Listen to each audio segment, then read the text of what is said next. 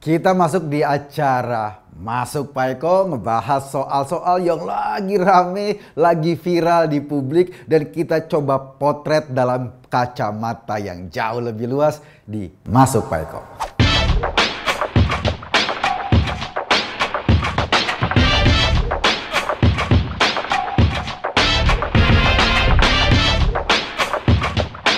Ini lagi rame nih, rame banget dibicarakan terutama buat teman-teman di Jawa Barat suku Sunda. Jadi kisahnya ada anggota DPR yang nggak puguh lagu ini. Ngomongnya kebablasan. Seorang anggota DPR dari PDI Perjuangan, Arteria Dahlan, itu tiba-tiba dalam sebuah rapat kerja dengan Kejaksaan Agung itu memprotes seorang kejati. Pasalnya apa? Pasalnya kejati ini ketika dalam rapat kadang-kadang memang diselipkan jawaban-jawabannya atau omongannya dengan bahasa Sunda. Wajar, dia memang kelahiran Pasundan, dia kelahiran Sunda. Jadi yang namanya ngobrol nyelip-nyelip bahasa daerah sebetulnya nggak juga menjadi masalah besar. Nah, masalahnya ada anggota dewan yang belagu, yang merasa sebagai anggota dewan terhormat, tiba-tiba dia ngomong gini, ini kejati kok ngomong pakai selip-selipan bahasa Sunda, pecat aja. Buset.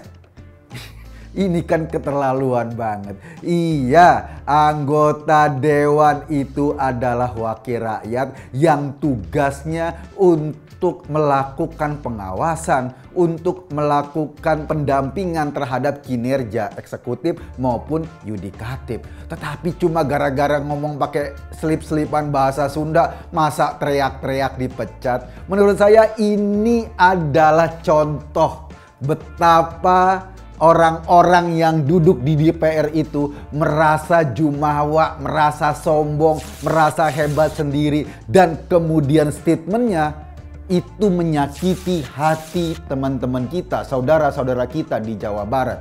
Kenapa menyakiti hati? Karena jelas orang sebetulnya ngomong tuh terbiasa dengan obrolan sehari-hari. Kalau cuma nyelip-nyelipin bahasa Sunda sedikit mah nggak apa-apa tuh Kang. Jadi jangan merasa hebat banget deh. Masyarakat di Jawa Barat protes. Sampai Gubernur Jawa Barat juga protes. Dan kemudian didesak agar Arteria Dahlan ini dapat sanksi dari PDIP. Kita tahulah PDIP itu kan di Jawa Barat beberapa kali ikut pemilihan gubernur. Calonnya nggak pernah menang. Suara PDIP di Jawa Barat juga nggak terlalu tinggi. Ditambah lagi dengan Arteria yang belagu kayak gini, saya khawatir makin belangsak nanti. Iya, kemarin-kemarin Arteria nggak mau minta maaf, tetapi sekarang akhirnya setelah didesak sedemikian rupa, dia minta maaf. Asal yang perlu dicatat, minta maaf memang saya yakin masyarakat Jawa Barat, masyarakat Sunda itu hatinya besar, jiwanya besar, pasti mau memaafkan. Tapi jangan lupa, statement itu, orang yang rapat pakai bahasa Sunda minta dipecat, itu menyakitkan loh. Itu membuat tidak nyaman dan kelihatan banget Arteria gak sensitif. Sensitif bukan alat untuk tespek ya, sensitif perasaannya.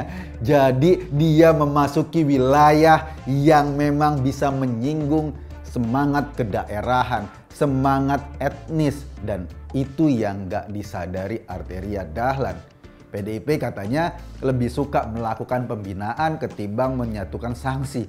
Tapi kalau gue perhatiin, Arteria ini bukan cuma sekali doang loh. Bahkan dia pamer mobil-mobil mewahnya, dijajar parkir di DPR, semua nomornya sama, pakai nomor polisi. Ini sekali lagi menunjukkan sikap yang mentang-mentang anggota dewan. Padahal dia duduk di situ dipilih oleh masyarakat, mewakili masyarakat. Jadi nggak usah mentang-mentang kayak gitulah.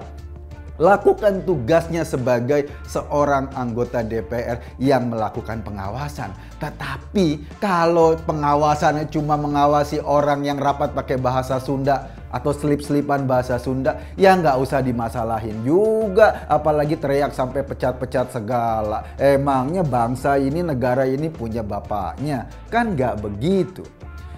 Fenomena anggota DPR atau anggota legislatif yang jumawa, yang sombong, yang belagu itu bukan cuma ditunjukkan oleh Arteria Dahlan. Kemarin ketika DPR rapat dengar pendapat dengan Nadiem Makarim sebagai Menteri Pendidikan dan Kebudayaan juga sama.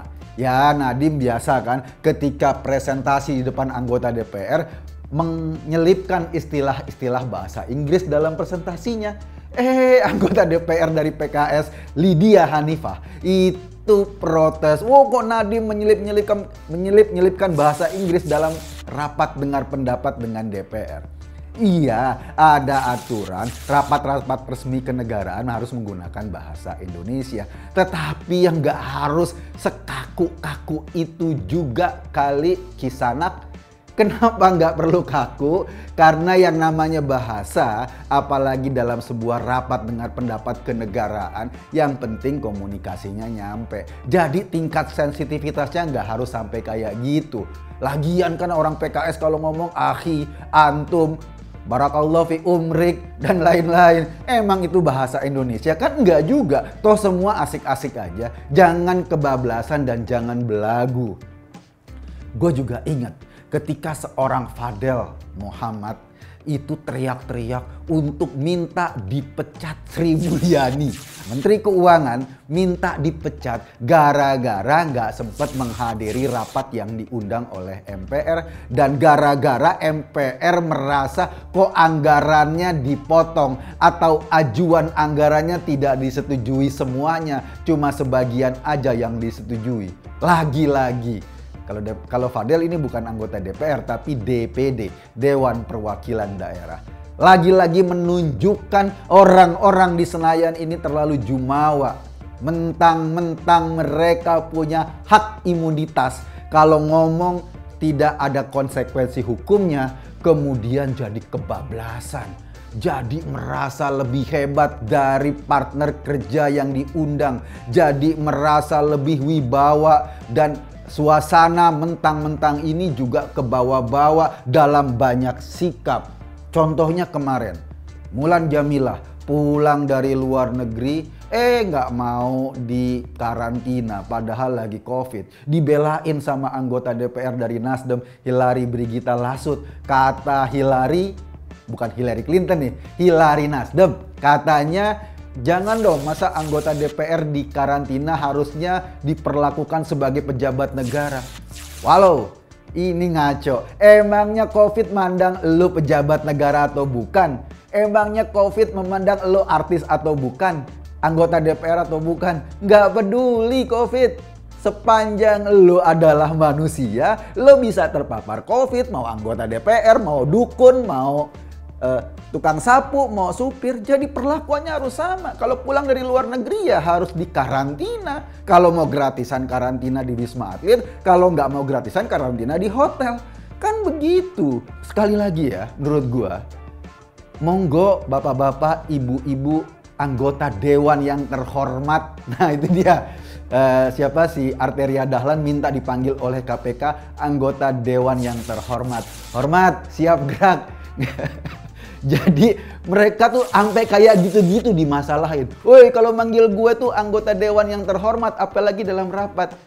Ini bener-bener orang-orang yang sangat lapar pujian, sangat lapar kedudukan, sehingga mempermasalahkan soal-soal yang kecil. Soal-soal panggilan, soal rapat dengan selipan bahasa Sunda, soal minta fasilitas khusus. Coba deh, gini. Kita mulai deh lebih humble, lebih rendah hati berhadapan dengan publik, lebih menahan diri untuk tidak merasa lebih hebat dari yang lainnya, sehingga orang juga ngelihatnya enak. Iya, Anda adalah anggota dewan yang terhormat, tapi Anda digaji pakai duit rakyat. Anda punya mobil itu dihasilkan dari fasilitas anggota dewan. Rumah Anda, bayar telepon Anda, bayar wifi buat anak Anda, itu dibayar oleh uang negara. Uang negara dari pajak rakyat. Pajak kita-kita ini yang kerja serampangan, yang kerja ngumpulin dikit-dikit bayar pajak buat fasilitas Anda. Jadi jangan sombong deh. Tahu nggak sih? Sebetulnya semua manusia itu sama di mata Sumanto. Rasanya sama maksudnya. Jadi nggak usah sombong Pak Arteria Dahlan. Akibatnya apa? Tuh di Jawa Barat banyak protes loh. Kasihan PDIP dihantamin terus. Dan saya juga berharap PDIP belajarlah. Jangan memberi ruang orang-orang sombong kayak gini dibiarkan begitu saja. Harus ada sanksi yang tegas untuk menunjukkan bahwa PDIP juga memperhatikan perasaan masyarakat Jawa Barat. Saya Eka Kuntadi di acara Masuk Pak Eko. Terima kasih.